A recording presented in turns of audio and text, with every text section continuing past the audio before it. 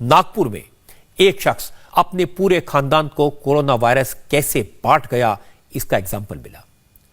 खुद कोरोना से उनकी मौत हुई, 3 पीढ़ियों को मौत का वायरस दे गया।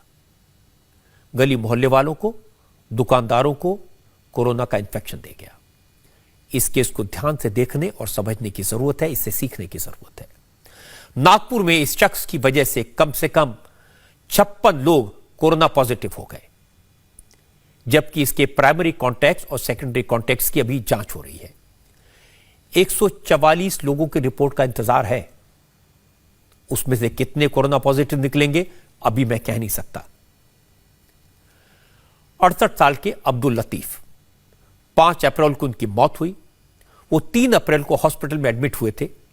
टीबी के मरीज थे, लंग्स कमजोर थे। जब कोरोना ने उनको पकड़ लिया वो समझ नहीं पाए, लेकिन मौत के बाद जब कोरोना टेस्ट हुआ तो वो पॉजिटिव निकला। इसके बाद प्रशासन ने उन लोगों को ट्रेस करना शुरू किया जो अब्दुल लतीफ के कांटेक्ट में आए थे।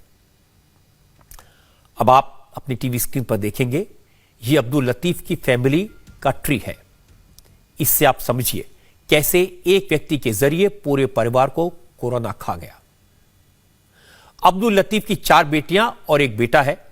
उनके परिवार में कुल 22 लोग हैं और इनमें से 18 लोग पॉजिटिव निकले हैं। अब्दुल लतीफ के 2 भाई और 1 बहन है। इन 3 परिवारों में कुल 54 लोग हैं।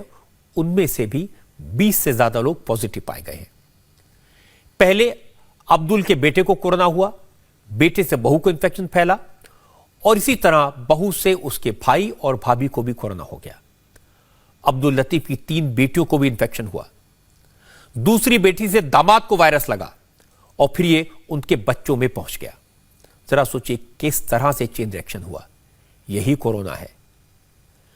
दूसरी बेटी की 2 बेटियों और 1 बेटे को भी बीमारी लग गई। अब्दुल लतीफ की तीसरी बेटी के घर में भी कोरोना ने दस्तक दे दी। पता चला कि बेटी के साथ साथ उसके बच्चों को यानी अब्दुल लतीफ के 2 ग्रैंडसन और 1 ग्रैंड डॉटर को भी कोरोना का इंफेक्शन हो गया है। अब्दुल लतीफ की दूसरी बहू को भी कोरोना वायरस ने चपेट में ले लिया है। इसके अलावा अब्दुल लतीफ के ब्रदर इन लॉ और उनके एक दोस्त भी इंफेक्ट हो गए हैं। कुल मिलाकर सब के सब पूरा का पूरा कुनबा अब्दुल लतीफ के कारण जानलेवा वायरस का शिकार हो गया।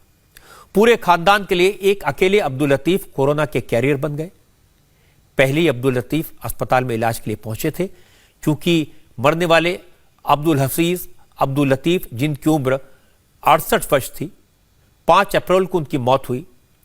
3 तारीख को खुद ही इलाज के लिए इंदिरा मेडिकल हॉस्पिटल पहुंचे थे। पहले से टीबी के मरीज थे, ट्यूबरक्लोसिस था। जांच की रिपोर्ट पॉजिटिव आई। ट्रैवल हिस्ट्री कहीं बाहर की नहीं है, यह उन्होंने कहा। मरने वाले व्यक्ति की बेटी के पति के दोस्त की ट्रैवल एजेंसी है। ट्रैवल एजेंसी इंटरनेशनल लोगों को हेल्प करने के लिए बनाई गई है।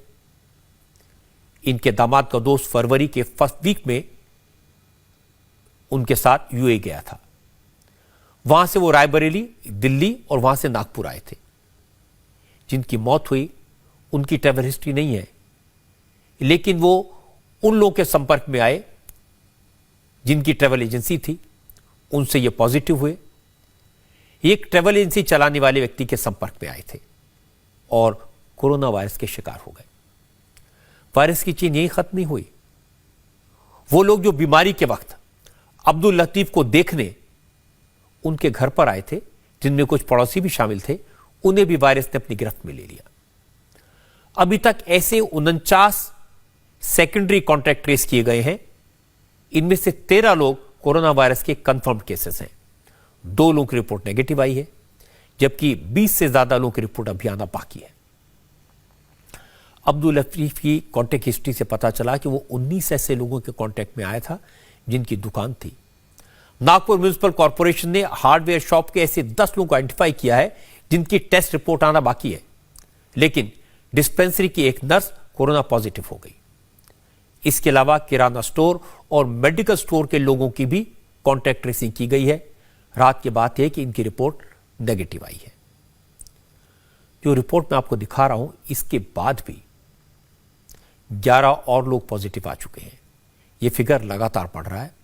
इसीलिए ग्राफिक्स के जरिए आपको फिलहाल 44 पॉजिटिव केसेस नजर आएंगे। ऐसा इसलिए भी है क्योंकि अभी तक 199 कॉन्टैक्ट ट्रेस हो पाए हैं। लेकिन आज नागपुर म्युनिसिपल कॉर्पोरेशन के कमिश्नर ने इस मामले की और डिटेल्स बताई। उन्होंने कहा कि अब्दुल लतीफ की फैमिली काफी बड़ी है, 200